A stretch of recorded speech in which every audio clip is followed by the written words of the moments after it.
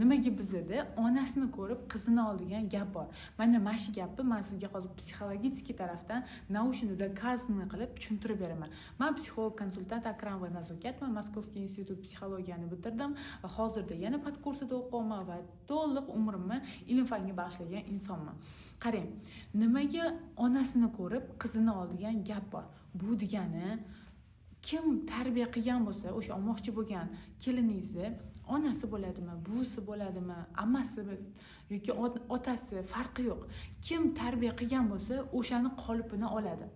Ya'ni u inson mashinani qaysi kalit bilan burab zavod qilishni o'rgatgan bo'lsa, o'sha kalitni, ya'ni oltin kalitcha bor-ku, Buratinodagi, o'sha kalitni tarbiya qilgan insoniga beradi. Ya'ni bu psixologik tarafdan nima degani? Ya'ni bilamiz bizda 5 ta driverlar bor. Driver degani bu hayotdagi shioringiz. Misol uchun tarbiya qilgan onada shunaqa shiorki, birovlarni xursand qil. Ya'ni buvi har doim hammani xursand qilib, keyin o'zi xursand bo'lardi. Shu narsani tarbiya qildi, nevarasiga ham o'tdi. Nevarasi ham birovlarni xursand qiladi-da, keyin shulardan xursand bo'lib o'tiradi. Yoki-da tez-tez bo'l degan driver. U insonlarga har doim vaqt yetmaydi. Ona misol uchun juda ham tez-tez harakat qiladi, unga doim vaqt yetmaydi. Bittada 10 ta ish qilib tashlaydi-da, shunda ham ulgurmaydi. Mana shunaqa bo'lsa, tez-tez bo'l degan driver unda bo'ladigan bo'lsa, ya'ni shior unda bo'ladigan bo'lsa, o'sha shiorni qizga o'tkazdi. Qizi ham xuddi shunaqa tez-tez hamma narsani tez-tez qilish kerak, tez-tez harakat qilish kerak. Mana shunaqa bo'lyapti. Ya'ni siz kelin olayotganingizda har doim uni kim tarbiya qilgan va u qanaqa inson, qaysi shior tagida yashayapti, qaysi shior bilan katta bo'lgan. Yoki yana shunaqa bitta driver bor, ya'ni будь совершенный degan, ya'ni idealniy bo'l degan driver. Bu degani hamma ish idealniy chiqish kerak. O'sha buvi nevarasini shunaqa tarbiya qilganki, har doim idealniy bo'lish kerak. Bolalari idealniy kiyingan bo'lish kerak, o'zi idealniy bo'lish kerak. Bitta narsa misol uchun ipi chiqib qolsa ham o'shani yulmaguncha nervi chiqib ketadi. O'sha narsani qilmaguncha asabi buzilib ketadi. Shu darajada perfeksionist, shu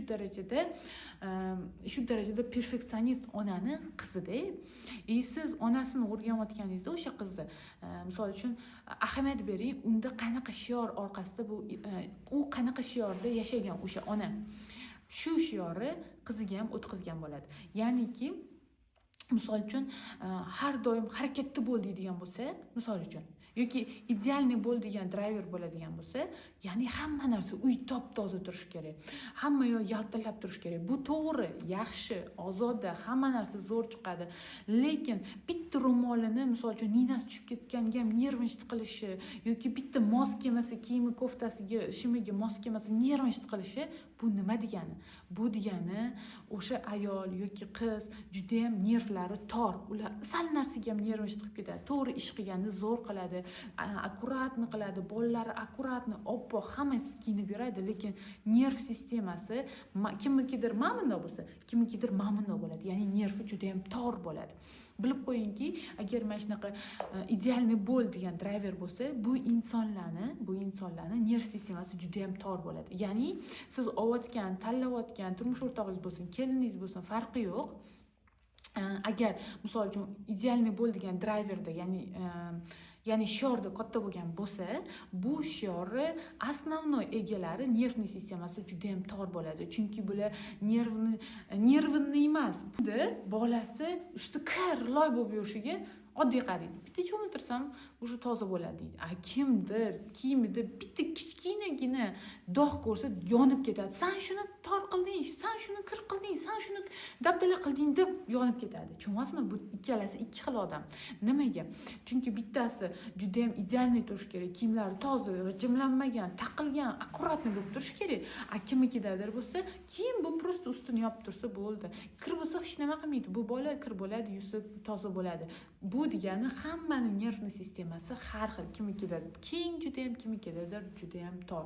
O'shaning uchun turmush o'rtoq tanlayotganingizda, kelin tanlayotganingizda uni tarbiya qilgan odamning shioriga juda ham ahamiyatli bo'ladi. Har bitta shiori o'ziga yarasha plyusi va minuslari bor. Prosta siz agar o'sha olayotgan insoningizni plyus va minuslarini bilib oladigan bo'lsangiz, minusgacha ham olib bormaysiz, a plusi bu norma deb qaraysiz. O'shaning uchun olayotgan insoningizni ko'proq o'rganishga, uni kimdan tarbiya olgan va u inson hozir uni tarbiya qilgan insonning nervni sistemasi hozir qanaqa, o'shanga ahamiyat berishga harakat qiling.